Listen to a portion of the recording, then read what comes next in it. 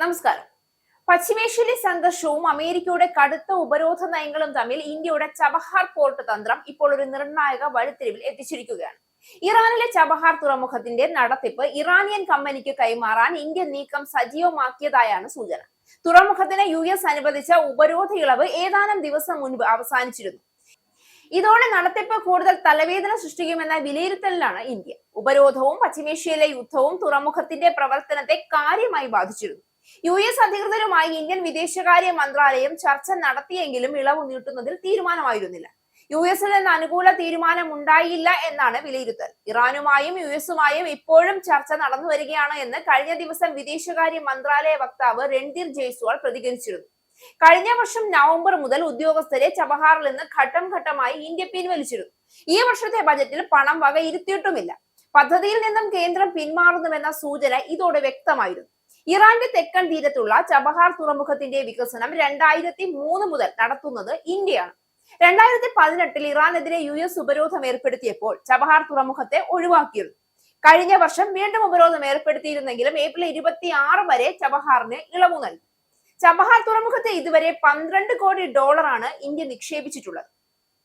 പാകിസ്ഥാനെ ആശ്രയിക്കാതെ Iran, Afghanistan, Uzbekistan, Kazakhstan, Kyrgyzstan, Turkmenistan തുടങ്ങിയ രാജ്യങ്ങളിലേക്ക് വ്യാപാരം സാധ്യമാകുമെന്നായിരുന്നു ഇതിന്റെ നേട്ടം. ഇറാനിലെ ചബഹാർ തുറമുഖത്തിൽ നിന്നുള്ള ഇന്ത്യയുടെ പിന്മാറ്റ സാധ്യത ആഗോള രാഷ്ട്രീയ സമ്മർദ്ദങ്ങൾക്കും ശക്തി സമവാക്യങ്ങൾക്കും കീഴടങ്ങേണ്ടി വരുന്ന ഒരു വലിയ ജിയോപൊളിറ്റിക്കൽ യാഥാർത്ഥ്യത്തിന്റെ പ്രതിഫലനമാണെന്നാണ് ഇപ്പോൾ വിലയിരുത്തലുകൾ പുറത്തുവരുന്നത്. ഇന്ത്യക്ക് പാകിസ്ഥാൻ ഒഴിവാക്കി മധ്യേഷ്യയിലേക്ക് പ്രവേശനം എന്ന സ്വപ്നത്തിന്റെ കേന്ദ്രമായിരുന്ന ഈ തുറമുഖം ഇപ്പോൾ അനിശ്ചിതത്വത്തിന്റെ വക്കിലാണ്. ചബഹാർ ഇന്ത്യക്ക് എന്താണ് എന്നത് ആദ്യം മനസ്സിലാക്കണം. ഇതൊരു തുറമുഖം മാത്രമല്ല, ഇത് ഇന്ത്യയുടെ ജിയോപൊളിറ്റിക്കൽ ആയുധമാണ്.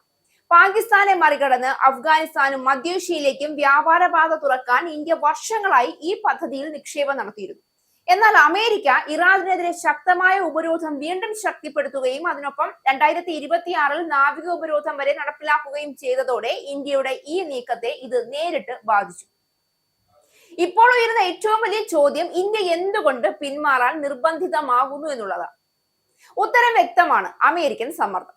ചബഹാറിനായി ഇന്ത്യക്ക് ലഭിച്ചിരുന്ന കാലാവധി അവസാനിക്കാനിരിക്കുകയാണ്. അതോടെ ഇന്ത്യൻ കമ്പനികൾക്ക് സെക്കൻഡറി സാങ്ഷൻസ് ഭീഷണി ഉയരും.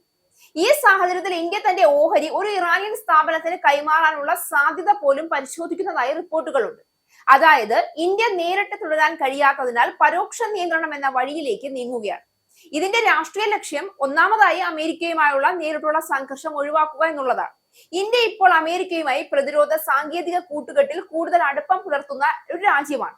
അതിനാൽ ഇറാനുമായി തുറന്ന ബന്ധം തുടരുന്നത് ഡിപ്ലോമാറ്റിക് അപകടമായി മാറുന്നു എന്നാണ് ഇന്ത്യ വിലയിരുത്തുന്നത്.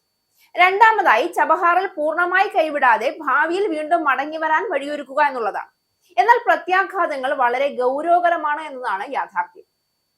ഒന്നാമതായി ഇന്ത്യയുടെ പ്രാദേശിക സ്വാധീനം കുറയാൻ സാധ്യതയുണ്ട്. പ്രത്യേകിച്ച് ചൈന ഇതിനകം തന്നെ ഇറാനിൽ കൂടുതൽ സജീവമാകാൻ ശ്രമിക്കുന്ന സാഹചര്യത്തിൽ ഇന്ത്യ പിന്മാറിയാൽ ആ സ്ഥലം ചൈന കൈയെടുക്കാനുള്ള സാധ്യത ഉയരും. രണ്ടാമതായി അഫ്ഗാനിസ്ഥാനും മധ്യേഷ്യയുമായുള്ള ഇന്ത്യയുടെ വ്യാപാര സ്വപ്നങ്ങൾക്ക് ഇത് തിരിച്ചടിയാകുമെന്നുള്ളതാണ്. ഇനി മൂന്നാമതായി ഇന്ത്യയുടെ സ്ട്രാറ്റജിക് സ്വാതന്ത്ര്യം ചോദ്യം ചെയ്യപ്പെടും.